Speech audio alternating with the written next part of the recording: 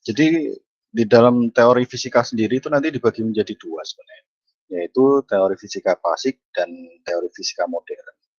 Tolak ukurnya sebenarnya kalau misalkan mau dibagi secara lebih, apa namanya, ya yang menggarisi ya, yang menggaris atau memisahkan antara teori relatif sorry, teori dari fisika klasik ke fisika modern adalah perubahan atau,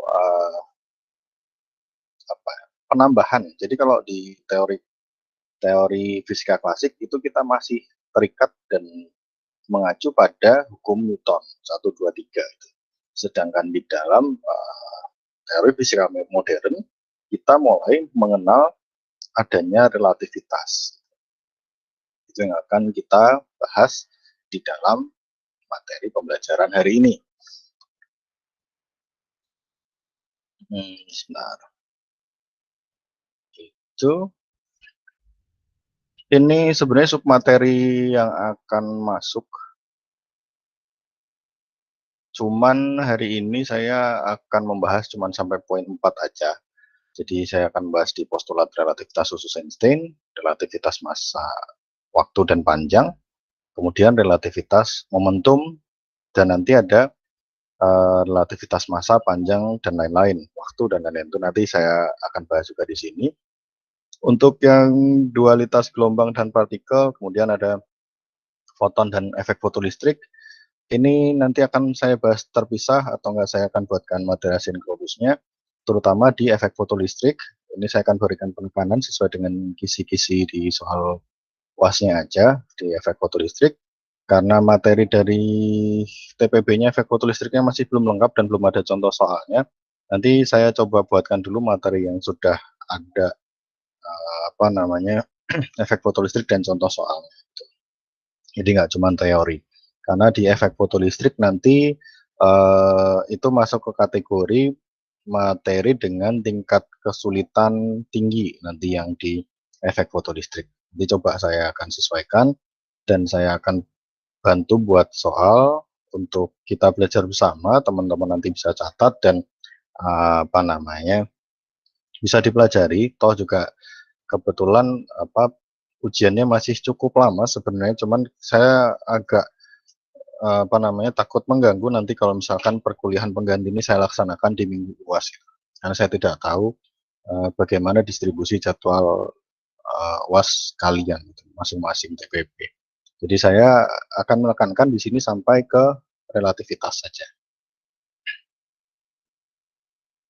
Karena sebenarnya pada dasarnya ini nanti sudah beda bab nih kalau misalkan kalian masuk ke buku atau referensinya baik itu uh, Halide Resnick atau apapun itu atau Cardinal atau misalkan Szymanski atau yang itu nanti ini beda, udah beda bab. Jadi kita coba pisahkan, kita hari ini masuk ke relativitas.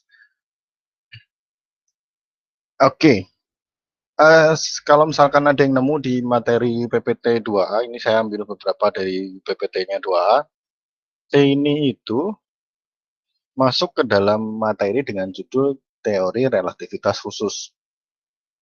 Tapi ini sudah beberapa saya tambahin. Nah, di sini kenapa digambarkan ada fenomena dan aplikasi dari teori relativitas itu ada satelit, gitu, ada GPS, gitu. Kemudian di sini digambarkan ada bumi itu. Nah, jadi nanti di dalam teori relativitas khusus ya, dilatasi waktu, nanti kita membahas tentang dilatasi waktu atau fenomena ada perbedaan waktu antara benda atau pengamat yang diam dan bergerak. Gitu.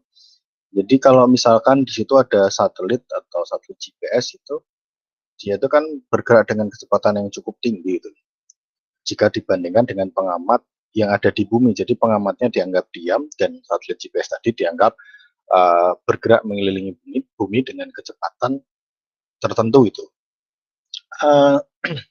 Jadi menurut teori relativitas ini, jamnya atau waktu yang dialami oleh satelit atau mungkin jika ada astronot yang berada di dalam satelit tersebut, dia berjalan lebih lambat dibandingkan waktu yang ada di bumi.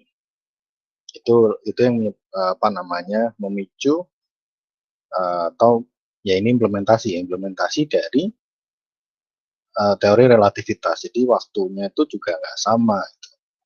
Itu kalau dari teori relativitas umum nih dari contoh kasus ini. Sedangkan untuk yang relativitas khusus, sekarang kita masuk ke relativitas umum, ya sama sih kurang lebih sih.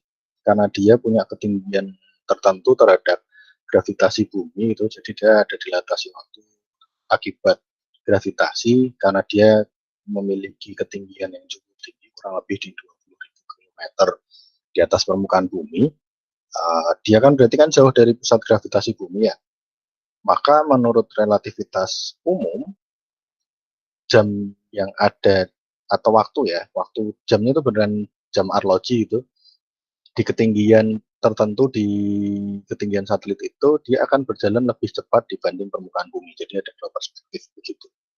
Sedangkan di gambar yang bawah ini dia lebih menggambarkan tentang uh, kalau kita kadang membuat sebuah syair, membuat sebuah lagu, teman-teman lagi galau, lagi pengen nyanyiin pacarnya gitu. Kita sering membuat kata-kata apa ya? Kita terpisahkan ruang dan waktu itu.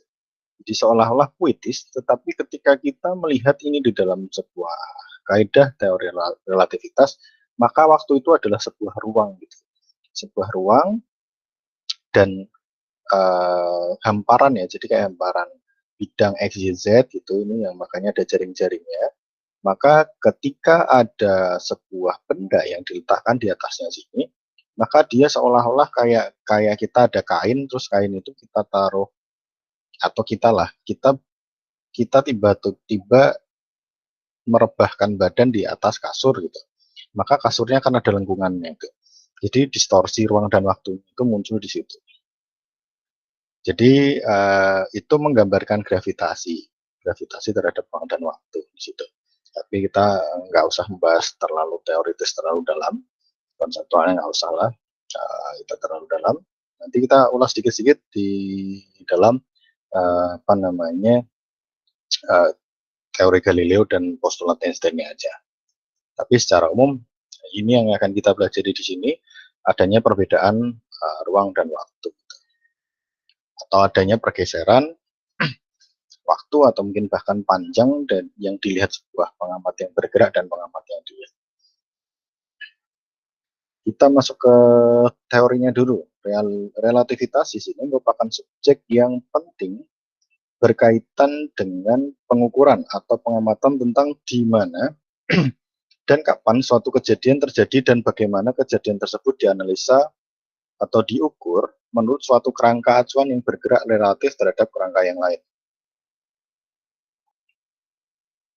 Topik tentang relativitas sebenarnya ada dua bagian, yaitu relativitas khusus dan relativitas umum. Tadi sudah saya sebutkan di slide sebelumnya. Kemudian TRK ini teori relativitas khusus ya. Dalam TRK, subjek yang menjadi fokus adalah kerangka acuan inersial.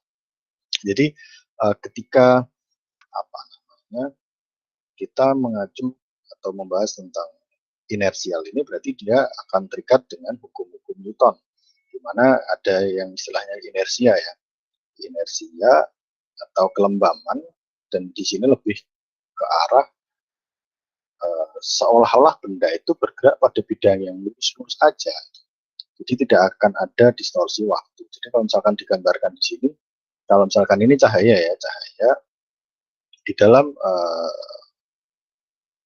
apa istilahnya, mungkin teori Galileo nanti, dia akan lurus-lurus aja begini, dia akan lurus, cahaya akan bergerak lurus.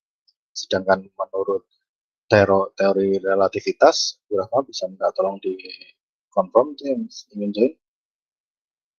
Sedangkan menurut teori relativitas, maka cahaya itu tidak akan bergerak lurus lagi, tetapi dia akan sedikit melengkung begini. Nah, baru dia balik ke sini, karena dia terdistorsi ruang dan waktu. Gitu. Apa ini? Ingat pengertian tentang kerangka acuan inersial, yaitu kerangka acuan yang padanya hukum gerak Newton berlaku. Ingat hukum Newton 1, 2, 3 itu. Kemudian sedangkan teori relativitas umum berkaitan dengan situasi yang lebih rumit di mana kerangka acuan mengalami percepatan gravitasi. Jadi kerangka acuannya mengalami percepatan gravitasi. Jadi ini sih sebenarnya lebih gini sih. Misalkan kalian naik lift. Jadi fenomena-fenomena yang dulu disadari oleh penemu, mungkin kita karena kalau naik lift mungkin sambil ngobrol, sambil apa, kita kadang nggak. Akan tetapi ketika lift itu ketika lift bergerak ke atas, maka badan kita masih tertarik oleh gravitasi ke bawah, sehingga seolah-olah massa kita bertambah, padahal sebenarnya enggak, itu sudah masuk ke dalam relativitas massa. Sedangkan nanti ketika lift itu bergerak ke bawah, maka seolah-olah kita ada inersia ya, kita akan bergerak ke atas gitu, atau kita mempertahankan kondisi tubuh kita di atas, sehingga apa? Sehingga seolah-olah massa tadi itu akan menjadi lebih ringan. Itu sudah masuk ke dalam teori relativitas umum gitu. Jadi kerangka acuannya juga mengalami percepatan gravitasi. Kita masuk ke prinsip relativitas Galileo. Yang pertama, di situ tidak ada kerangka acuan inersia yang absolut. Jadi nggak benar-benar mutlak seperti itu. Bisa jadi berbeda dari satu pengamat dengan pengamat yang lain. Kemudian hukum-hukum mekanika haruslah sama dalam semua kerangka acuan inersia. Ini adalah dari teori mekanika klasik sih, dari fisika klasik. Selanjutnya kita masuk ke transformasi Galileo. Ini tambahan juga. Transformasi Galileo adalah cara matematika yang digunakan untuk menghubungkan koordinat ruang dan waktu dari dua pengamat yang bergerak relatif satu sama lain dengan kecepatan konstan dalam kerangka klasik. Pra-relativitas ini jadi dulu.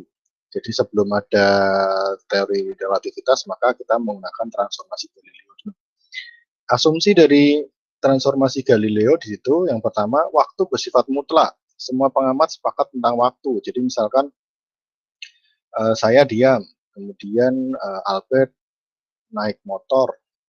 Kemudian apa yang kita amati adalah benda yang bergerak mengejar Albert, maka kecepatan atau waktu yang saya amatin ketika dia melewati saya dan Albert itu bisa jadi berbeda. Nanti kita lihat di contoh kasusnya. Kemudian panjang benda tidak berubah meskipun benda bergerak.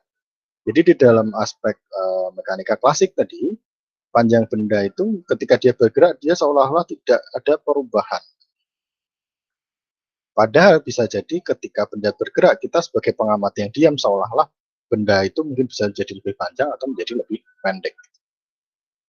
Kemudian kecepatan cahaya bisa berbeda-beda tergantung dengan pengamat. Ini nggak bisa, karena di dalam pendekatan di fisika modern, kecepatan cahaya atau cahaya itu dianggap memiliki kecepatan yang konstan, yaitu 2,9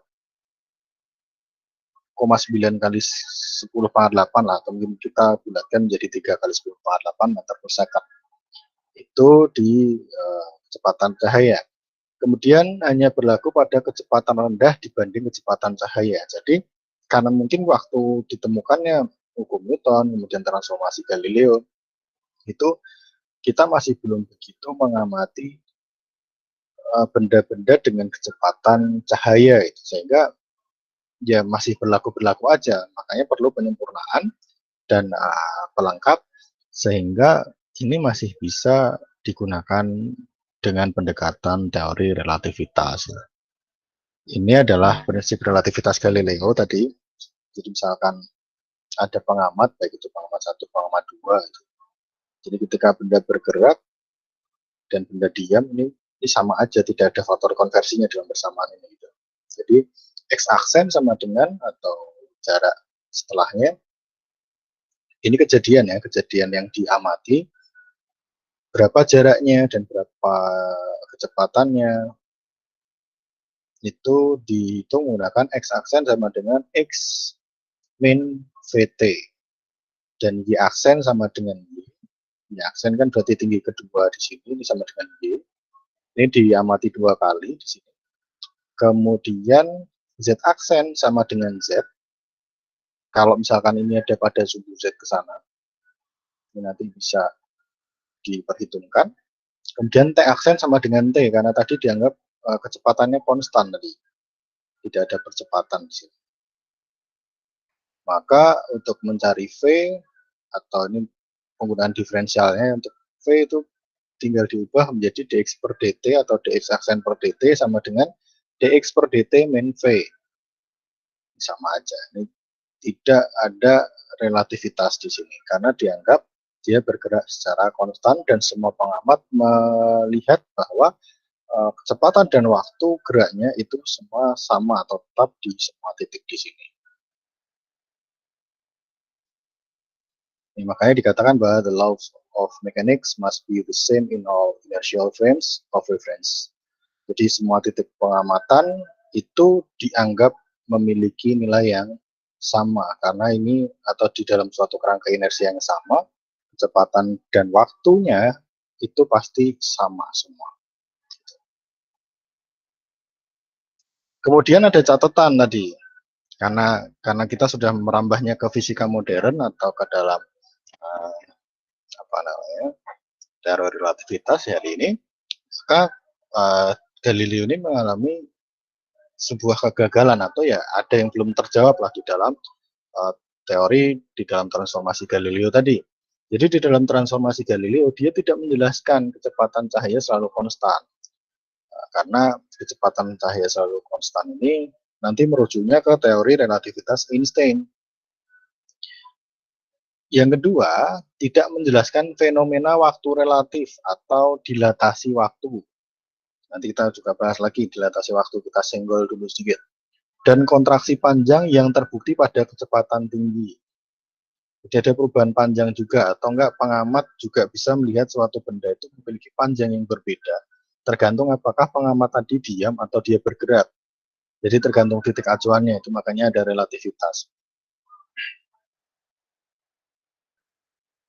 Jadi di dalam pembahasan di sini bisa diasumsikan bahwa pengamat yang diam itu seolah-olah merasa waktu itu berputar lebih lambat daripada pengamat yang dia bergerak.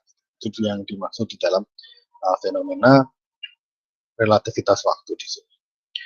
Oleh karena itu, Einstein menggantikannya dengan transformasi Lorentz yang memperbaiki transformasi Galileo agar sesuai dengan teori relativitas khusus. Ini komparasinya. Jadi untuk aspek di transformasi Galileo waktunya mutlak T aksen sama dengan T, jadi atau sepanjang kerangka inersia itu T-nya akan bernilai sama. Sedangkan transformasi Lorentz dia itu waktunya relatif, T aksen tidak sama dengan T dan dia tergantung dengan kecepatan. Ruang itu X aksen sama dengan X min X VT tadi di apa namanya di gambar udah ada. Sedangkan dengan teori relativitas maka untuk mendapatkan X aksen ya di sini ada gamma kali X min VT, di mana gamma ini nanti kita gunakan sebagai sebuah besaran untuk transformasi Lorentz ya. Kecepatan cahaya tidak selalu konstan menurut transformasi Galileo. Menurut transformasi Lorentz selalu konstan untuk semua pengamat, yaitu C. Beda ya, C-nya selalu konstan, tetapi V belum tentu konstan. Kayak gitu. Jadi kalau di dalam pendekatan di sini begitu. Kemudian apa lagi? Dilatasi waktu tidak ada menurut transformasi Galileo, sedangkan menurut transformasi Lorentz ada dan waktu berjalan lebih lambat di dalam kerangka yang bergerak. Kemudian kontraksi panjang tidak ada. Kemudian di transformasi Lorentz ada panjang benda memendek di arah gerak. Kemudian kecepatan relatif, kecepatan ditambahkan langsung V tambah U. Kemudian kecepatan harus menggunakan penjumlahan kecepatan relativistik. Di sini untuk transformasi Lorentz tadi di atas sudah ada. Cakupan kecepatannya berlaku untuk kecepatan rendah, sedangkan di transformasi Lorentz dia sudah bisa mengakomodir untuk semua jenis kecepatan, termasuk kecepatan yang mendekati kecepatan cahaya. Itu dia sudah sudah bisa mengakomodir. Ada catatan lain, di sini ada dilatasi waktu adalah fenomena fisik di mana waktu bergerak secara berbeda untuk pengamat yang berbeda dalam kerangka inersia yang sama, di mana tidak ada percepatan di antara keduanya. Jadi pengamat berbeda bisa jadi kecepatan itu berbeda.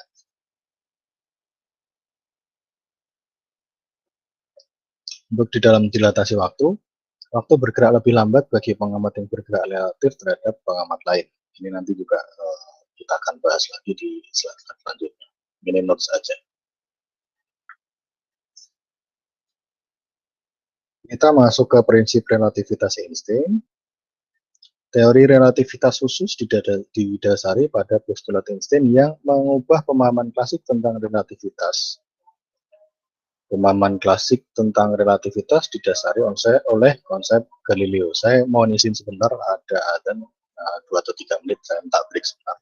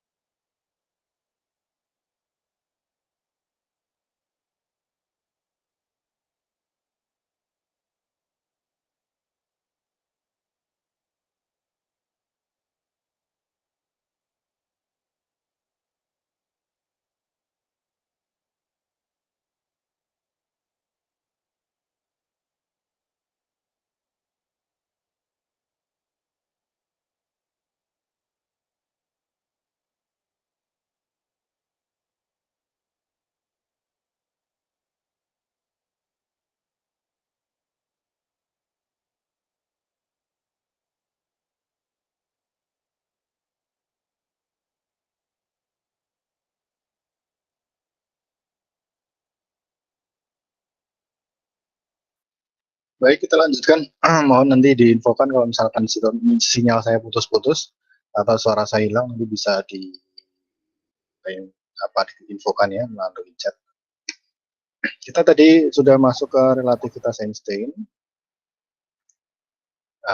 Relativitas khusus tadi udah, relativitas yang poin kedua ya, kita masuk ke poin yang kedua. Nanti slide selanjutnya juga masih ada postulat Einstein itu apa aja.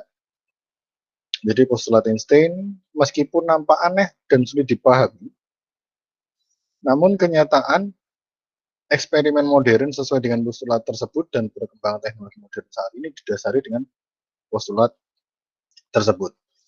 Jadi apa namanya? Ini adalah asal mula dari perkembangan teknologi modern. Gitu. Jadi perkembangan teknologi menjadi lebih cepat dan lebih maju pada sampai saat ini itu juga merupakan kontribusi dari adanya teori relativitas tadi.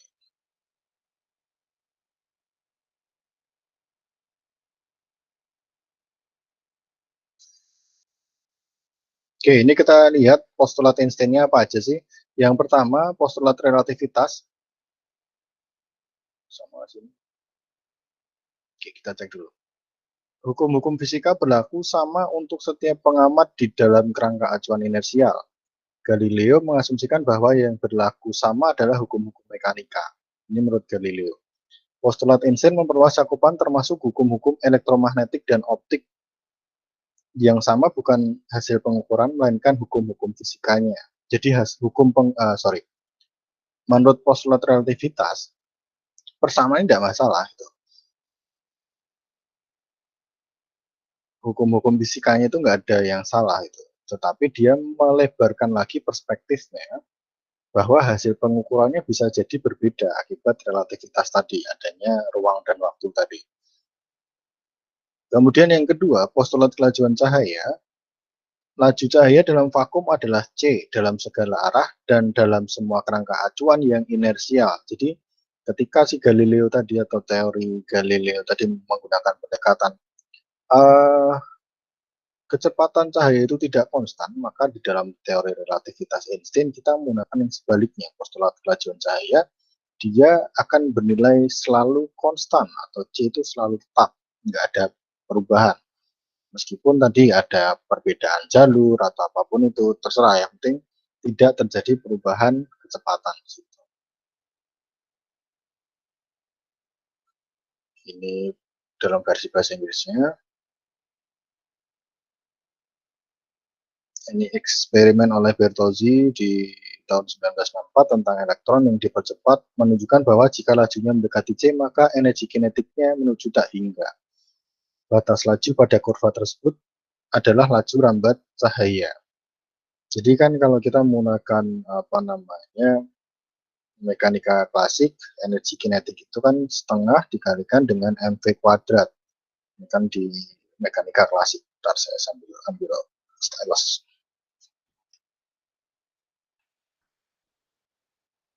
Mana tadi?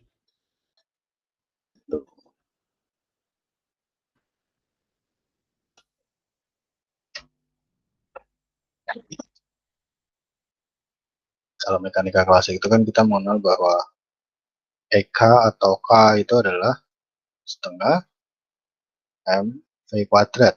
Kalau misalkan kita menggunakan pendekatannya V-nya itu adalah C, maka setengah dikalikan dengan M C kuadrat. Sehingga dia akan membentuk kurva seperti pada percobaan Bertozzi di sini. Karena V-nya bernilai sangat besar.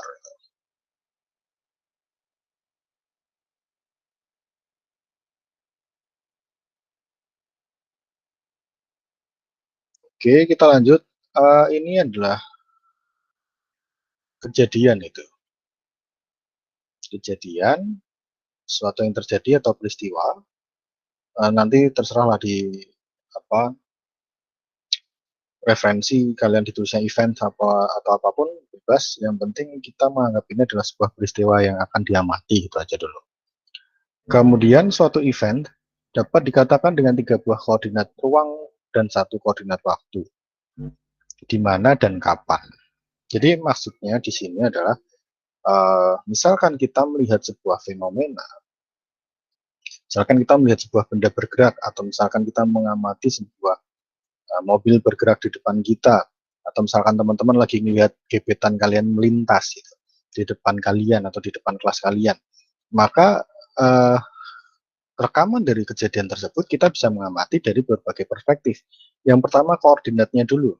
Dia koordinatnya X-nya berapa, Y-nya berapa, dan Z-nya berapa, itu silahkan dicatat. Maka dia punya koordinat, dia pada kondisi X-nya sekian, Y-nya sekian, dan Z-nya sekian. Kemudian dia bergeraknya dari titik awal, misalnya dari depan pintu ke jendela kelas kita berapa, T-nya adalah 34,5 second, ini adalah T-nya. Maka di sini yang catatan terakhirnya adalah suatu peristiwa dapat dilaporkan secara berbeda oleh pengamat yang berbeda. Kenapa ya? Karena mereka melihat dari perspektif yang berbeda. Yang satu melihat koordinat X-nya, yang satu melihat koordinat Y-nya, yang satu melihat koordinat Z-nya. Gitu. Ini bisa diamati. Kalau misalkan Z-nya ini adalah pada sumbu vertikal, ya silahkan diamatin apakah gadis yang melewati kalian atau gebetan yang lewatin kalian ini melayang atau tidak. Nah, itu misalkan 0 berarti dia menginjak tanah. Kalau ternyata dia ada Z-nya ada 1 meter atau setengah meter, berarti dia melayang. Ini adalah koordinat. Dan ini bisa diamati dan dilaporkan oleh pengamat. Ini catatan umum aja. Bagaimana kita melakukan pendekatan bahwa suatu hal atau suatu kejadian dapat diukur dan dilaporkan dengan cara yang berbeda tergantung apa yang diukur oleh si pengamat tersebut. Oke, ini kita cepat aja. Jadi sekarang kita membahas relativitas dan simultanitas. Ini ada 2 buah gambar. Yang pertama Sally, yang kedua Sam. Sally dan Sam, dia mula-mula berada pada posisi yang sama di sini. Kemudian Sally bergerak ke kanan dengan kecepatan v. Ini ada vektor posisinya, dia ke kanan dengan kecepatan sebesar v. Maka ketika Sam dan Sally akan mencatat atau melaporkan sebuah kejadian, misalkan ini ada garis biru yang bergerak dari kiri ke kanan dengan kecepatan x, kemudian ada garis warna merah, kejadian yang kedua, dia bergerak dari kanan ke kiri dengan kecepatan atau dengan kecepatan min x misalkan atau min v. Maka menurut Sam ya, kedua kejadian tersebut terjadi pada saat yang sama. Jadi karena Sam tadi dia diam, maka ketika benda atau kejadian berwarna biru dan merah ini melewati Sam, dia mencatat bahwa kejadian itu terjadi pada waktu yang bersamaan atau dia terjadi pada saat yang sama. Ini menurut perspektif dari si Sam. Sedangkan si Sally, karena dia bergerak ke kanan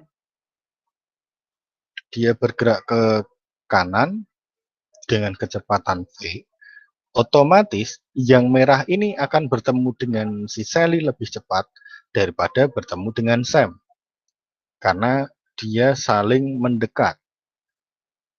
Jadi Sally mencatat atau bertemu dengan kejadian merah ini lebih cepat daripada Sam, sehingga T yang dicatat oleh Sally akan lebih kecil daripada T yang dicatat oleh Sam.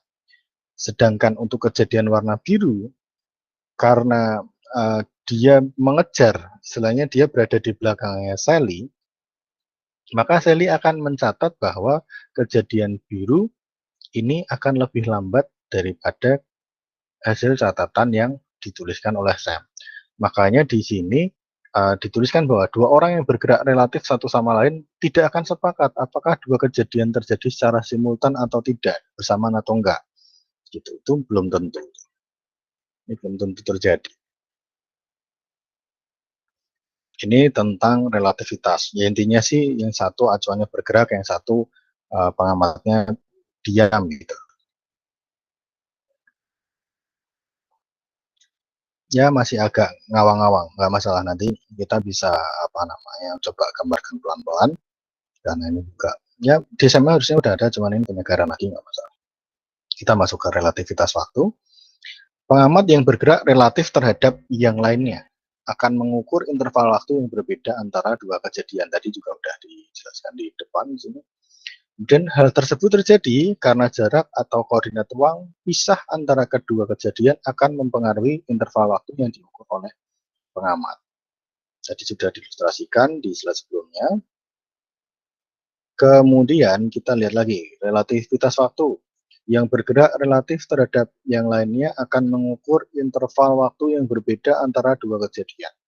Hal tersebut terjadi karena jarak koordinat ini tadi udah ada, saya pisah aja tadi biar lebih gede. Kita coba zoom gambar di sini.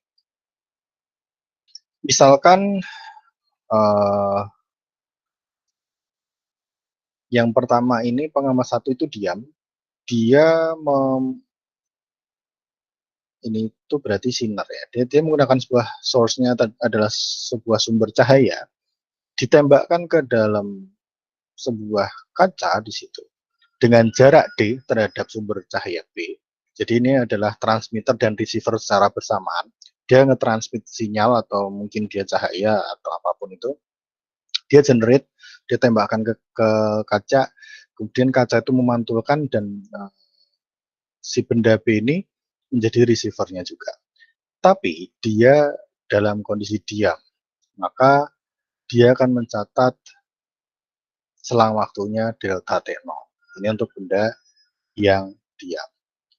Sedangkan yang kasus yang kedua, ini kejadian sinar datangnya atau cahaya datangnya itu ditembakkan pada sudut theta itu. Sedangkan sumber cahayanya dia bergerak dari B, ini sama sih ini. Anggaplah ini titik A menuju titik C gitu lah ya. Dari titik A menuju titik C dengan kecepatan V, maka di sini ada delta V ini seharusnya dia bergerak. Maka ini akan dicatat dengan waktu delta T dan kemungkinan waktunya ini tidak akan sama menurut kaidah relativitas. Karena yang satu diam, yang satu dia bergerak. Dia harus mengejar sumber cahayanya ini. Kan kalau dia nembakin sendiri dengan kecepatan cahaya ke sini, kursor saya nggak pas. Kalau dia mendekati ke sini gitu, kemudian dia harus apa namanya menerima atau receivernya harus tepat menerima di sini, dia harus mengejar dengan kecepatan yang lebih tinggi gitu. Karena cahaya itu bergerak dengan kecepatan yang sangat besar, yaitu 3 kali 10 ke 8 meter per second. Maka untuk pengamat A yang pengamat diam, waktu itu tercatat, waktu itu kan apa namanya, kecepatan itu kan jarak dibagi dengan waktu. Maka waktu adalah jarak dibagi dengan kecepatan. Maka kita peroleh di sini, di persamaan yang ini saya semut lagi aja. Di persamaan yang ini, itu jaraknya adalah 2D. Kenapa 2D ya? Karena dia adalah jarak antara sumber ke cermin, cermin ke sumber. Maka jarak tempuhnya adalah 2 kali D dibagi dengan C, karena ini sumbernya adalah cahaya. Atau gelombang yang dia memiliki kecepatan setara dengan kecepatan cahaya. Untuk yang kasus kedua, delta T sama dengan 2L per C. Kenapa? Karena dia harus, ini miring ya pada sudut theta gitu, maka itu harus mencari sisi miringnya berapa, terserah nanti semoga di soal juga ada. Ini L, 2L per C, itu nanti sama aja, nanti tinggal dicari. Maka ini nanti tinggal dipakai aja, L-nya berapa sih? L-nya menurut teori relativitas itu diperoleh dari persamaan yang ini. Nanti dipakai aja, saya tidak akan menurunkan persamaannya di sini. Jadi di sini yang jelas ada apa namanya selisih antara atau kita membandingkan antara kecepatan gerak benda dengan kecepatan cahaya di sini. Nanti silahkan ditulis aja, nggak masalah. Kita nggak akan menurunkan hari ini. Sehingga dari L ini bisa diperoleh persamaan untuk mendapatkan delta T-nya. Ini tadi delta T-nya di sini. Delta T itu sama dengan delta T0 dibagi 1 min V kuadrat per C kuadrat. Ini persamaan cuma ini aja. Jadi ini silahkan nanti dicatat, dipelajari lagi, nanti sambil dilihat contoh soalnya untuk persiapan UAS. Nanti silahkan dimasukkan ke catatan. Saya nggak tahu boleh open cheat sheet nggak sekarang. Ini kalau mau diturunkan sih, ini dapat dari yang tadi, akhirnya dapat yang ini ya, mana kau hilang, dapat yang ini, itu awalnya dari sini. Jadi L-nya sama dengan C delta T per 2. Nggak usah, kita lanjut aja.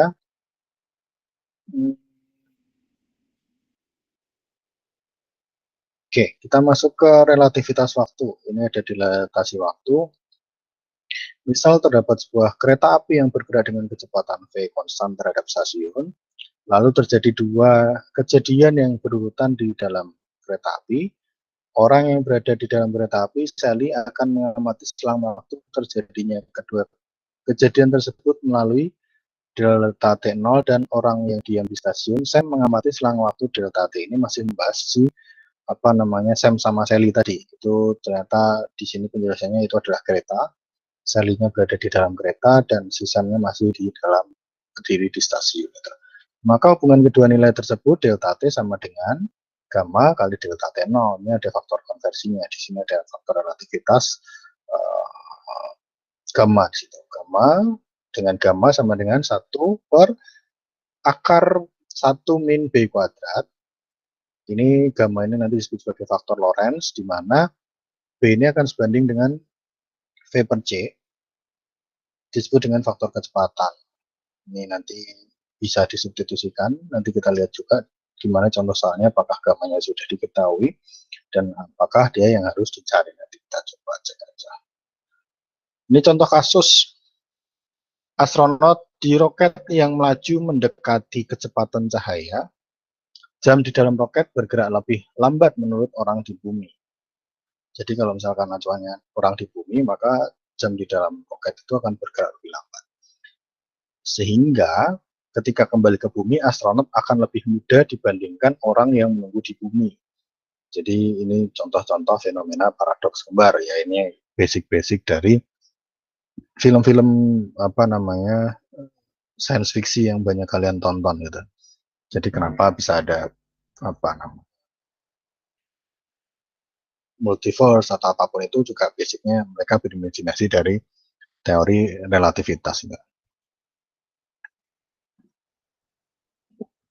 Masuk ke pengukuran jarak antara masuk ke relativitas panjang. Kita sekarang membahas tentang pengukuran jarak antara dua titik yang juga bergantung pada kerangka acuan.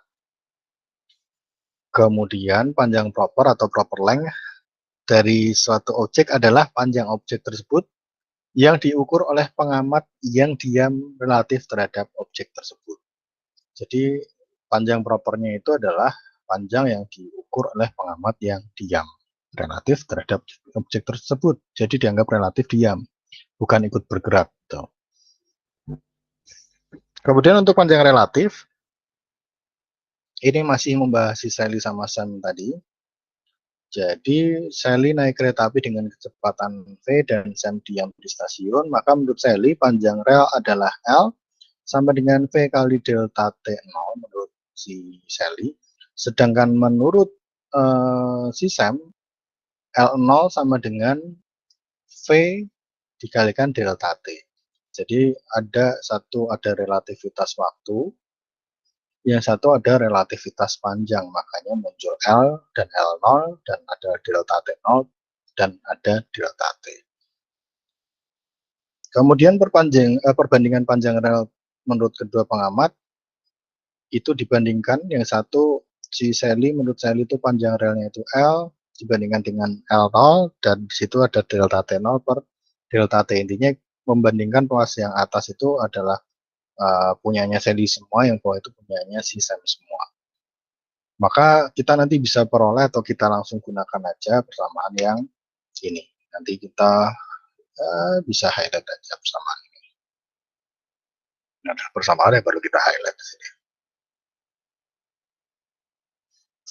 Ini adalah catatan bahwa L sama dengan L0 dikali akar 1 min B kuadrat. Panjang diri proper length L0 adalah panjang suatu benda yang diukur oleh pengamat yang diam terhadap benda. Tadi yang awal kita udah transformasi Galileo, transformasi Lorentz-nya tadi udah dibahas di tabel, tapi kita lihat sedikit aja di sini.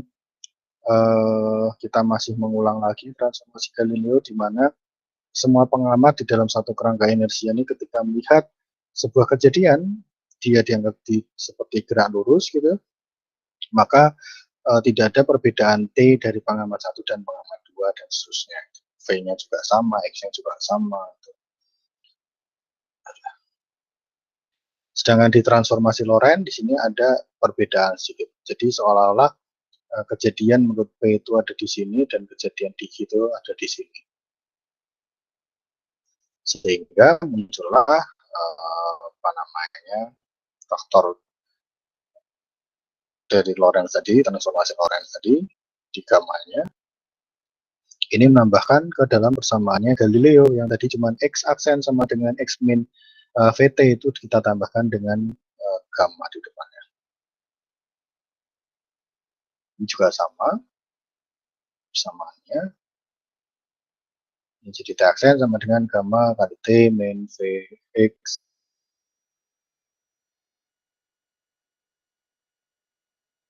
per J.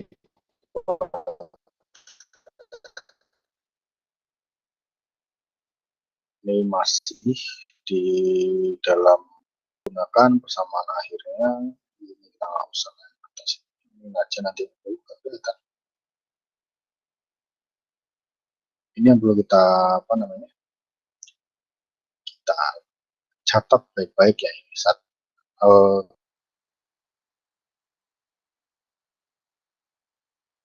gamanya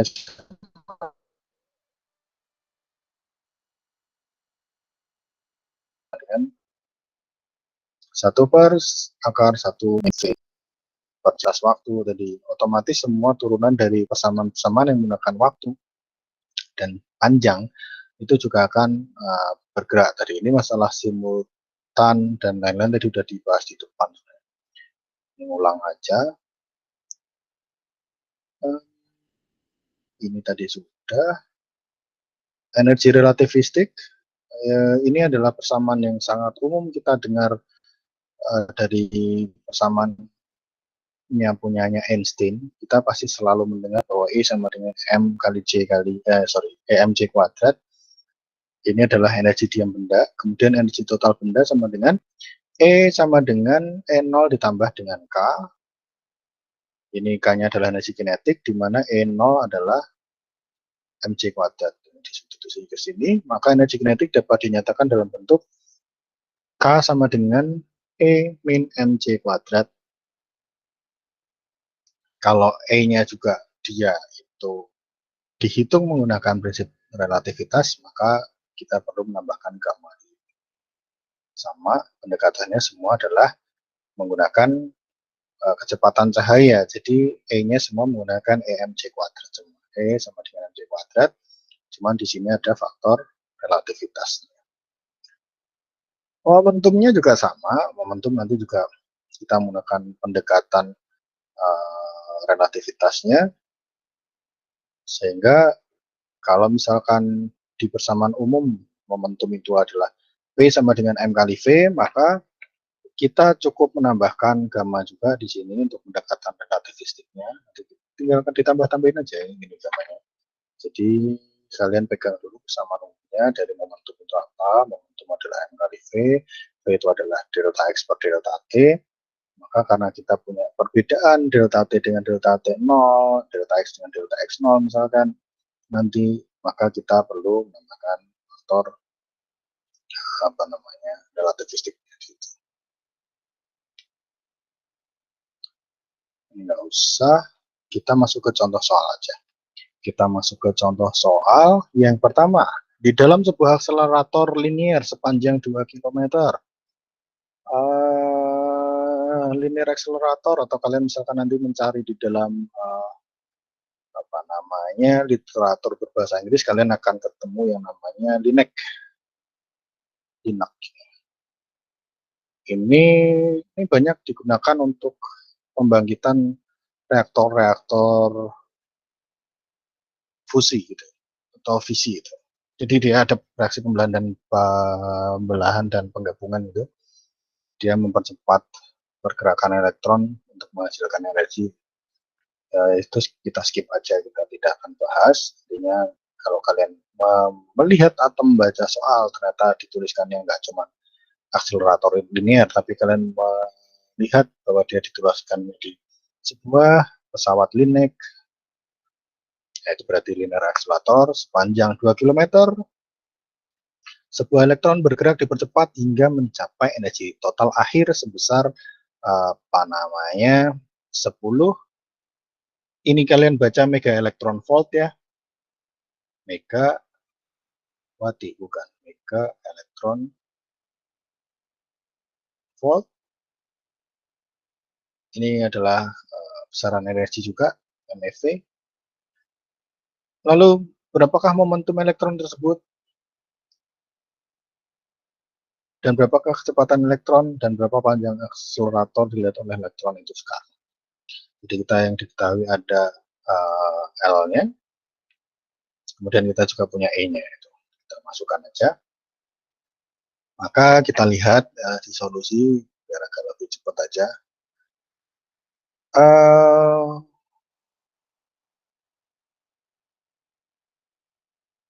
Sama aja ya sebenarnya. Karena E kuadrat sama dengan P kuadrat per C, jadi momentum dikali dengan kecepatan itu sama dengan energi, maka P ini bisa diperoleh dari persamaan E kuadrat per C kuadrat min ME kuadrat per C kuadrat. Kita nggak perlu tahu rumus ini dapatnya dari mana. Kalau misalkan kalian malas mencarinya atau tidak mau berkutat dengan benturan rumus itu, silahkan ini aja yang dicatat. Ini kita catat sebagai persamaan hubungan antara energi dan momentum.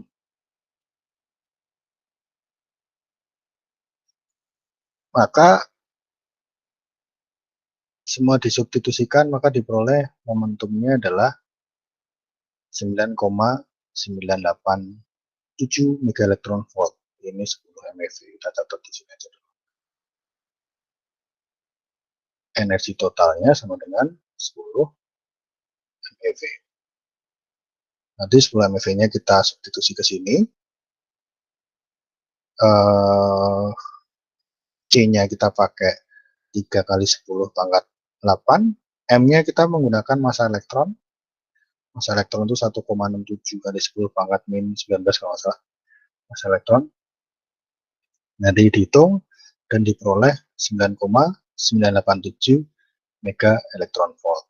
Jadi silahkan nanti sambil dicari lagi tetapan-tetapan seperti massa elektron berapa itu.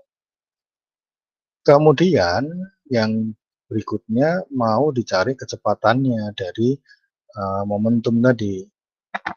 Jadi momentum maka dimasukkan relativitasnya bersama relativitasnya secara umum itu persamaannya yang ini. Ini tadi di depan juga ada persamaannya. P sama dengan M kali V sama dengan M kali V dibagi dengan akar 1 min V kuadrat per C kuadrat. Maka V sama dengan P kuadrat per akar P kuadrat per C kuadrat ditambah ME kuadrat. Dan ini dicatat aja lah, kita nggak perlu nurunin rumus lagi dari mana, biarin aja lah. Ini kedua ruas di kuadratin. Kemudian ini nanti angka-angka ini disubstitusikan diperoleh 0,99 C itu. Jadi di dalam relativitas ini yang perlu sebagai catatan satuan-satuannya ya. Satuan-satuannya kita tidak perlu mengubah 1C sama dengan 3 kali 10 pangkat 8. Tapi kita biarkan aja V-nya, kalau misalkan kita mau V-nya itu berapa, itu nanti satuannya dalam C aja. Kalau misalkan C-nya berapa ya berarti 1C. Ini begitu aja. Jadi 1C sama dengan 3 kali 10 pangkat 8 meter per second. V-nya nanti dikonversi ke dalam bentuk C. C-nya, C sendiri adalah 1C. Hasilnya adalah 0,99 C. Sebenarnya ini di dalam pembahasan yang lain ini membuktikan bahwa sebenarnya tidak ada satu partikel pun yang dia mampu bergerak lebih cepat daripada kecepatan cahaya. Jadi ini pembahasan yang lain lagi. Kemudian untuk L-nya, ini persamaan ini juga perlu dicatat lagi.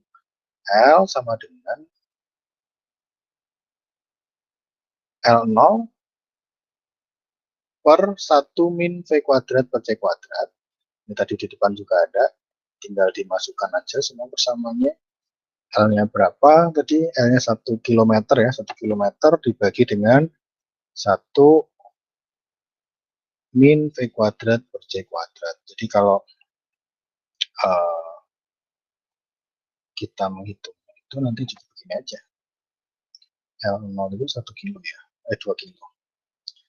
Berarti L sama dengan 2 kali 10. Enggak, diantar dengan kilo. Kok nggak mau?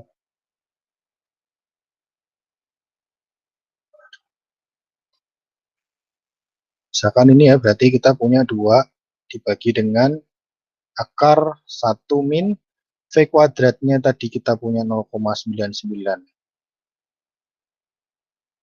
kuadrat C kuadrat dibagi dengan C kuadrat. Ini biarin aja begitu. Kalau misalkan tanya, Pak kok bisa 0,99 kuadrat C kuadrat? Karena kita punya V kuadratnya adalah 0,999 C dikuadratkan. Maka ini kita sebenarnya punya 0,99 kuadrat C kuadrat. Itu aja. Itu yang perlu dimasukkan ke dalamnya. Sehingga nanti setelah dihitung kita peroleh L-nya sama dengan 0,102 km. Aduh.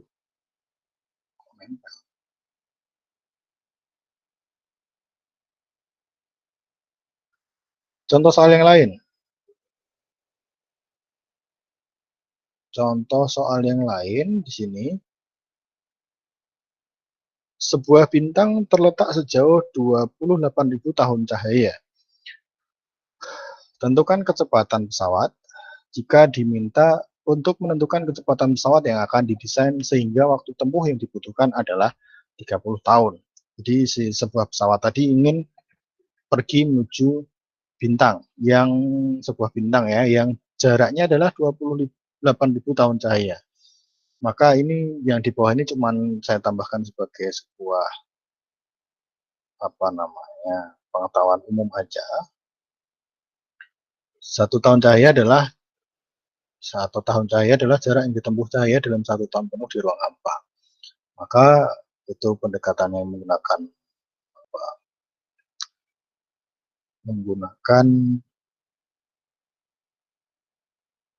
menggunakan C ya, kita menggunakan 10/8 atau menggunakan kecepatan cahaya, maka dalam meter dia 9,461 kali 10 pangkat 15.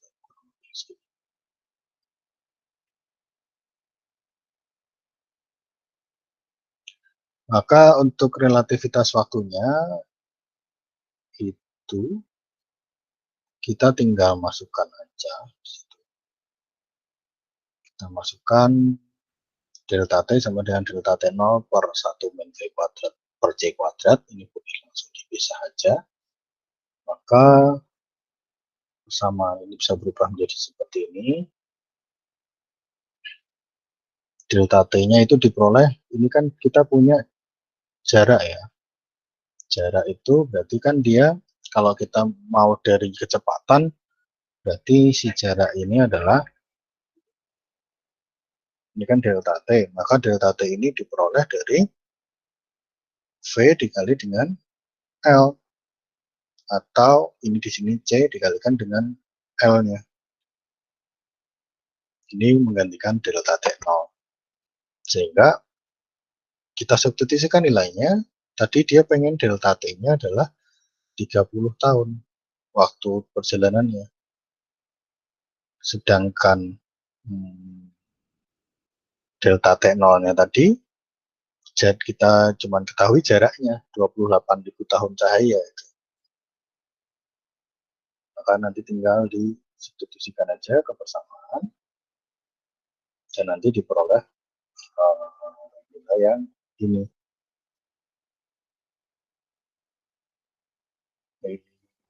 30 tahun dikali 28.000 ini tahun cahaya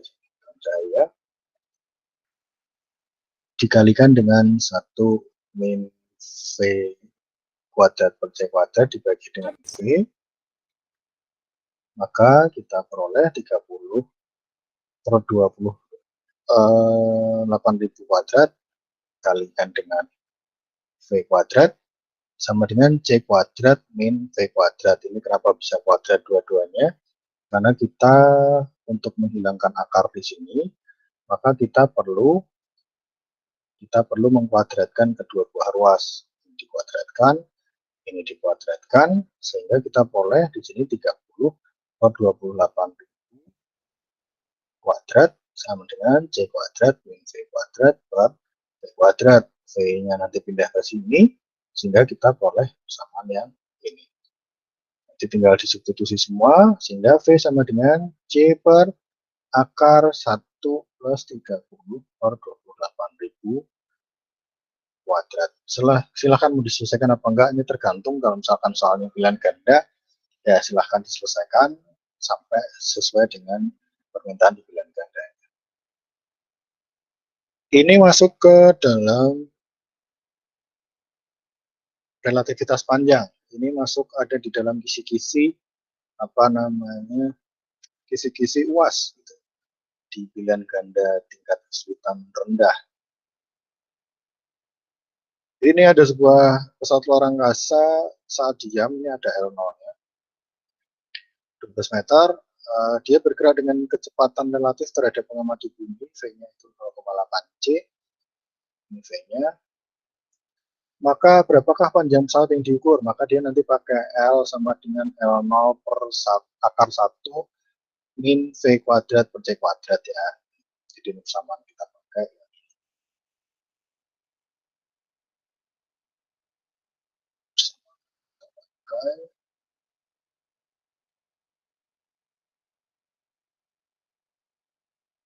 Relativitas panjang.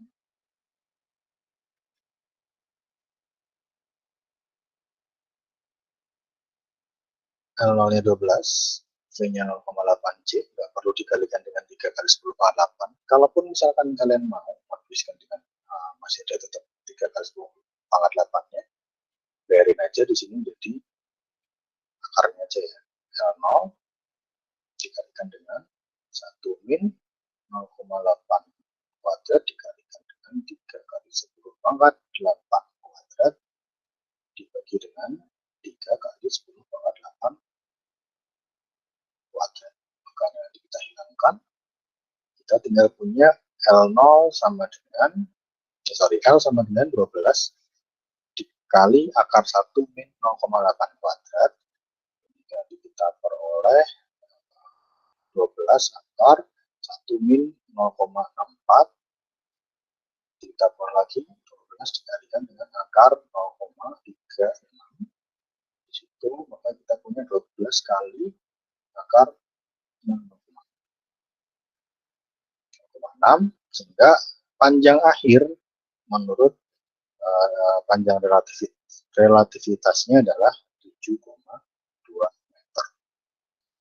Itu tinggal disubstitusikan ke dalam soal. Selanjutnya,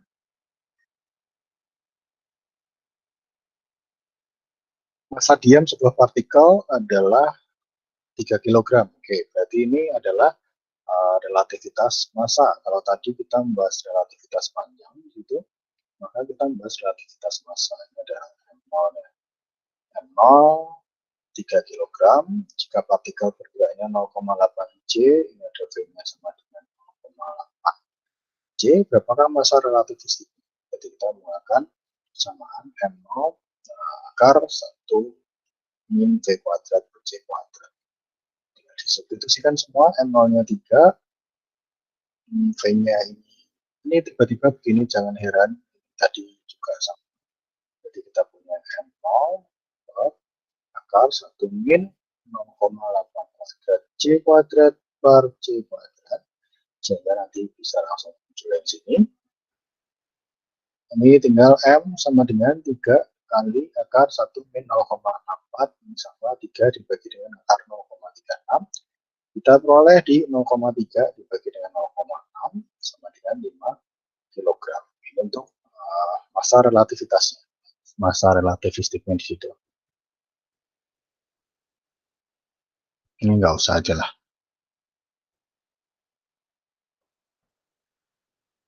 Ini nggak muncul juga. Kita cukupkan aja di relativitas massa dan relativitas partikel. Jadi intinya sih nanti silahkan di apa namanya dibaca lagi persamaan-persamaannya, terutama terkait relativitas panjang dan relativitas massa, karena ini sesuai dengan kisi-kisi. Nanti berarti untuk bab ini saya tinggal kurang menambahkan efek fotolistriknya aja, nanti kan saya tambahkan menyusul, karena saya belum dapat contoh soal yang sesuai yang bisa kita ulas, karena slide yang ada cukup terbatas. Nanti coba saya uraikan lagi dan akan saya susulkan aja materinya sebagai materi asinkronsnya. Jadi itu untuk materi teori relativitasnya. Ya mungkin cukup puyeng, maksudnya gimana kok bisa relatif dan lain-lain itu ya sebentar. Ya kurang lebih begitulah. Jadi bagaimana sebuah apa namanya sebuah pengukuran itu bisa ditinjau dari dua perspektif, yaitu perspektif orang atau pengamat yang bergerak dan pengamat yang diam. Nanti dia akan menghasilkan hasil pengukuran yang berbeda, apalagi nanti dipengaruhi oleh apa namanya gravitasi dan lain-lain. Dan di teori relativitas sendiri tadi dinyatakan bahwa waktu itu dia merupakan ruang yang misalkan tadi digambarkan sebagai sebuah hamparan kain yang ditarik kencang, maka ketika ada massa yang di tengahnya, maka dia akan apa namanya dia akan tertarik gitu, akan menjadi ada lengkungannya, sehingga garis-garis medan gravitasi tadi itu tidak seperti mekanika klasik. Kurang lebih begitu, saya kembalikan ke Bu Rahma, silahkan Bu.